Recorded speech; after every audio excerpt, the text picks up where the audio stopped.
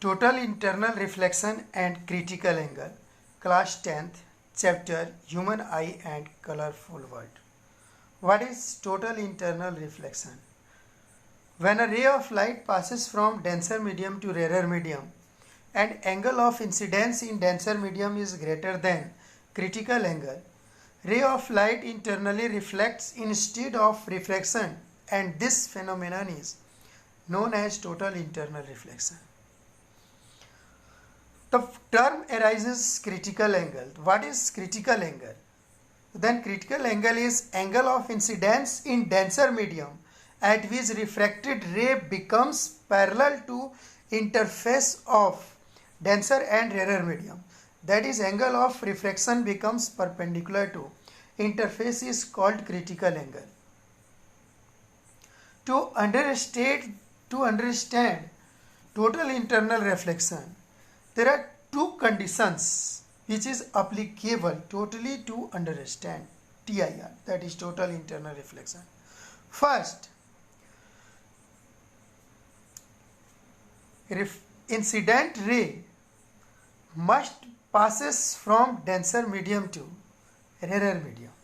And second condition is angle of incidence in denser medium must be greater than critical angle.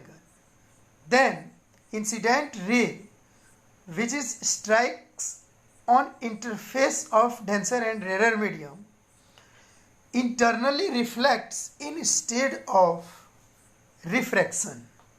Okay, to understand this we will take help this diagram.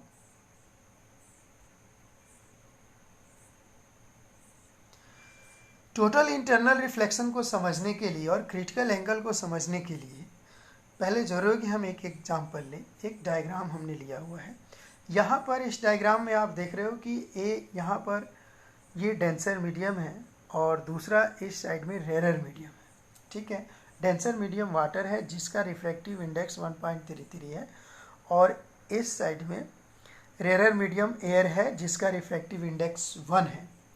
अब ये जो दोनों medium साहब पे मिल रहे हैं, इस लाइन को हम क्या बोलेंगे? इंटरफेस बोलेंगे। ठीक है, जहाँ दोनों एक दूसरे से अलग हो रहे हैं या दोनों एक दूसरे से मिल रहे हैं, बात एक ही है, तो ये क्या कहलाएगा? इंटरफेस कहलाएगा। ठीक है, अब यहाँ पर देखिए आप, एक सोर्स ऑफ लाइट है, ठीक है, जिसे हम ऑब्जेक्ट भी कह सकते हैं। अब यहाँ से पहली रेज है जो देखिए यहाँ पर इंटरफेस के परपेंडिकुलर यहाँ पर क्या हो रही है? फॉल हो रही है, इंसिडेंट हो रही है। तो आप जानते हो कि जब रे ऑफ लाइट इंटरफेस के या मिरर के परपेंडिकुलर जब फॉल होती है तो उसमें केस में क्या होता है कि रिफ्रैक्शन होता है और वो सीधे जो है पार कर जाती है बिना जो है बेंड हुए या अवे फ्रॉम नॉर्मल गए हुए। ठीक है, अब यहाँ पर सेकेंड केस ले रहे हैं। क्या है कि जब angle of incidence in denser medium I जो है वो क्या है? 20 डिग्री है। तो यहाँ पर जो दिखा रहा है वो जो इमरजेंट रे है, ये जो दिखा रहा है इमरजेंट रे, वो इस नॉर्मल के साथ में 27 डिग्री एंगल बना रहा है जो कि एंगल ऑफ रिफ्रैक्शन है। अब हम क्या कर रहे हैं कि यहाँ से angle of incidence in denser medium को और बढ़ा रहे हैं। कितना कर दिया? 30 डिग्री कर दिया। तो यहाँ पर जो इमरजेंट रे है, ठीक है, वो नॉर्मल के साथ में 42 डिग्री एंगल बना रहे हैं। यानी कि जैसे जैसे angle of incidence in denser medium increase होता जा रहा है वैसे वैसे angle of refraction in rarer medium क्या हो रहा है? इंक्रीज होता जा रहा है। ठीक है, अब एक कंडीशन क्या हुई, देख रहे हो आप कि जो ये angle of incidence in denser medium जब इंक्रीज हो रहा है तो जो इमरजेंट रे है वो वेंड हो रही है किसकी तरफ? इंटरफेस की तरफ वेंड हो रही है। अब angle of incidence in denser medium को हम बढ़ाते बढ़ाते इंक्रीज करते करते इस तरह से कर दिया, हम इस कंडीशन में ला दिया।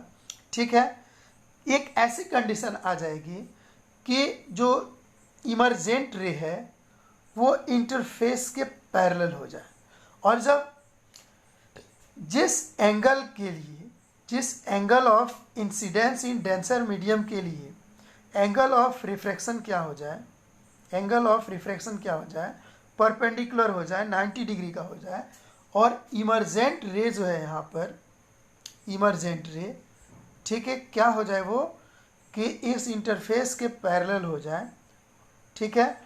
तो इस angle of incidence in denser medium को हम कहेंगे क्रिटिकल एंगल, ठीक है। फिर से बता रहा हूं कि जिस angle of incidence in denser medium पर इमर्जेंट रे इंटरफेस के पैरेलल हो जाए, इसका मतलब ये हुआ कि इमर्जेंट रे और नॉर्मल जो ड्रॉ किया गया इंटरफेस के ऊपर, उसके बीच में 90 डिग्री का एंगल बने, परपेंडिकुलर हो जाए एक दूसरे को, तो हम इस angle of incidence in denser medium को क्रिटिकल एंगल कहते हैं, ठीक है। और यहाँ पर देखिए यहाँ पर कि angle of incidence in denser medium 0, 20, 30, 40 से इंक्रीज करते करते कितना हो गया, यहाँ पर कितना हो गया जी, 48.8 डिग्री हो गया। क्या हो गया, 48.8 डिग्री हो गया। और 48.8 डिग्री पर क्या हुआ एंगल पर कि जो इमर्जेंट रे है वो इंटरफेस के पैरेलल हो गया। इसका मतलब ये हुआ कि इमर्जेंट रे और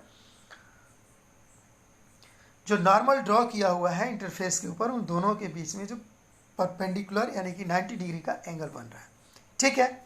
ये हुआ क्रिटिकल एंगल। अब हम क्या करें कि इस angle of incidence in denser medium को हम critical angle that is 48.8 degree से, और हम क्या कर रहे हैं यहाँ पर इंक्रीज कर रहे हैं। तो यहाँ देख रहे हो कि आप जो angle of incidence in denser medium है, अब क्या हो गया इस केस में कि जो एंगल ऑफ इंसिडेंस आई है, जिसको हम आई से डिनोट करेंगे, is greater than critical angle, and critical angle is 48.8 degree for water and air, okay. तो it means angle of incidence in denser medium that is angle I is greater than 48.8 degree and which is equal to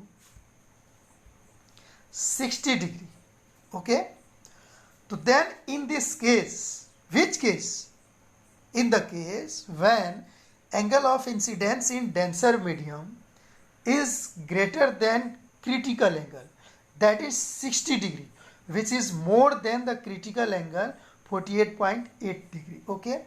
So then in this case, this incident ray reflects internally in the same medium instead of refraction.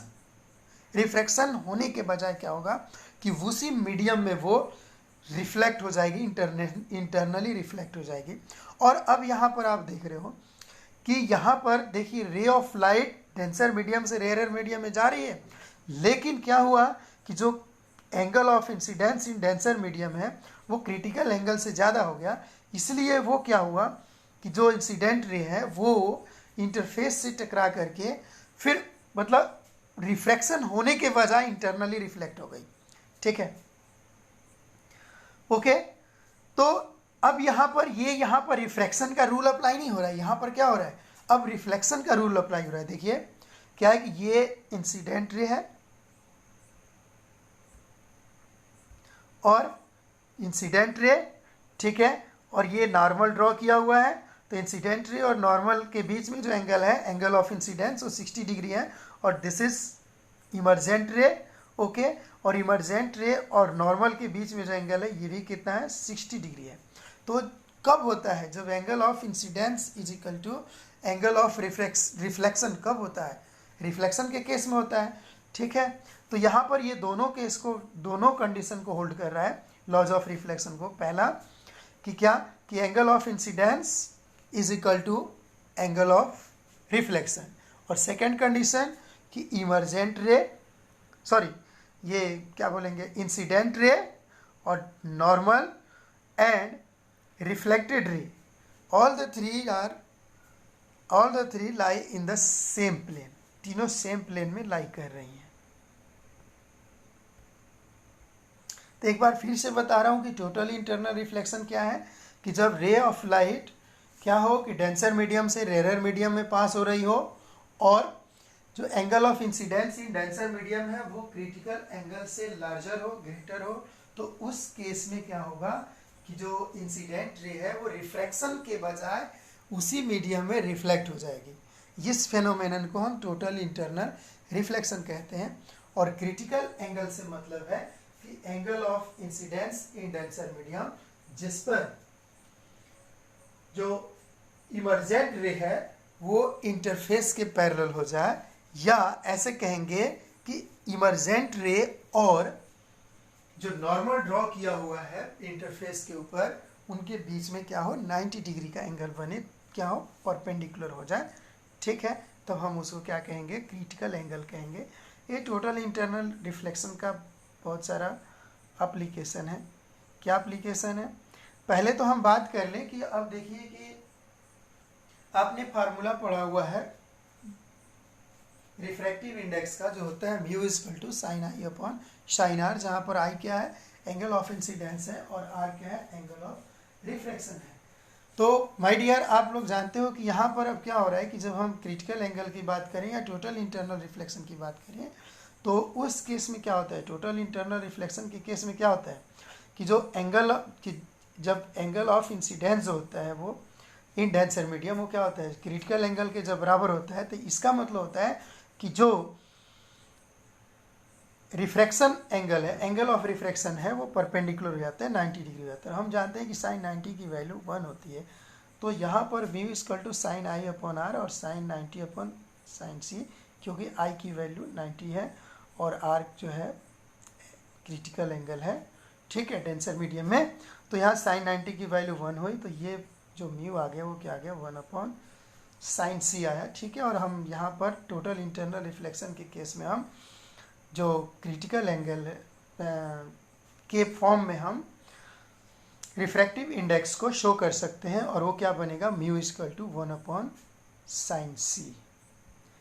देखिए यहाँ पर क्या show किया गया है, total internal reflection को show किया गया है। ठीक है, यहाँ पर एक बीकर है और यहाँ पर एक लेज़र लाइट यूज़ किया गया है। ठीक है, और अब आप देख रहे हो कि इस तरह से बीकर में वाटर रखा हुआ है। ठीक है, और वाटर के जस्ट ऊपर जो लेयर है वो किसका है, एयर का है। तो एयर और वाटर के बीच में जो इंटरफेस बन रहा है वहाँ पर यहाँ से देख रहे हो आप कि लेज़र लाइट से एक इंसिडेंट रे क्या हुआ स्ट्राइक कराया गया, इंसिडेंट कराया गया। ठीक है, अब यहाँ पर क्या हुआ है कि जो angle of incidence in denser medium है वो क्या हुआ कि जब क्रिटिकल एंगल से बड़ा हुआ तो उस केस में क्या हो रहा है कि यहाँ पर जो रे ऑफ लाइट को क्या होना चाहिए, लेज़र लाइट को सीधे क्या होना चाहिए था, क्रॉस कर जाना चाहिए था, सीधे ऐसे चले जाना चाहिए था इस तरह से।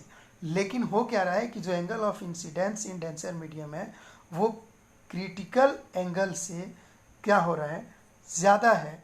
तो इसीलिए क्या हो रहा है कि यहाँ जो लेज़र लाइट है, रे ऑफ लाइट है, वो क्या हो रहा है कि रिफ्लेक्शन होने के बजाय रिफ्लेक्ट हो जा रही है उसी मीडियम में। तो ये क्या है, एक एग्जांपल है किसका, टोटल इंटरनल रिफ्लेक्शन का। ठीक है, और भी बहुत सारे एग्जांपल हैं क्रिटिकल एंगल और टोटल इंटरनल रिफ्लेक्शन के लिए। तो जैसे हमने सुना हुआ है क्या, ब्रिलियंस ऑफ डायमंड, जो डायमंड में जो हर कलर का जो निकलता है या जो उसकी जगमगाहट होती है, ब्रिलियंस होती है, वो भी एक टोटल इंटरनल रिफ्लेक्शन का एग्जांपल है। आप लोग जानते हो कि जो डायमंड है उसका रिफ्रैक्टिव इंडेक्स काफ़ी ज़्यादा होता है, 2.42 होता है। ठीक है, और जो क्रिटिकल एंगल होता है डायमंड के लिए वो काफ़ी कम होता है। ठीक है, इसलिए क्या होती है कि जो भी उसके ऊपर लाइट क्या होती है जब पड़ती है, इंसिडेंट होती है, तो उसका क्या होता है कि वो डिस्पर्स हो जाती है डिफरेंट कलर्स में। ठीक है, और वो जो है जो एक ब्रिलियंस है उसका, ठीक है, एक जगमगाहट है डायमंड की, वो शो होता है। और अगर हम बात करें ऑप्टिकल फाइबर की, जिसके थ्रू वो ऑप्टिकल फाइबर जिसके थ्रू इलेक्ट्रोमैग्नेटिक वेव्स पास होती है, इलेक्ट्रोमैग्नेटिक वेव्स में जैसे रेडियो वेव्स है, टेलीविज़न वेव्स है, माइक्रोवेव्स है, ठीक है, या मोबाइल सेलुलर का जो वेव है वो सब क्या है इलेक्ट्रोमैग्नेटिक वेव में आती है।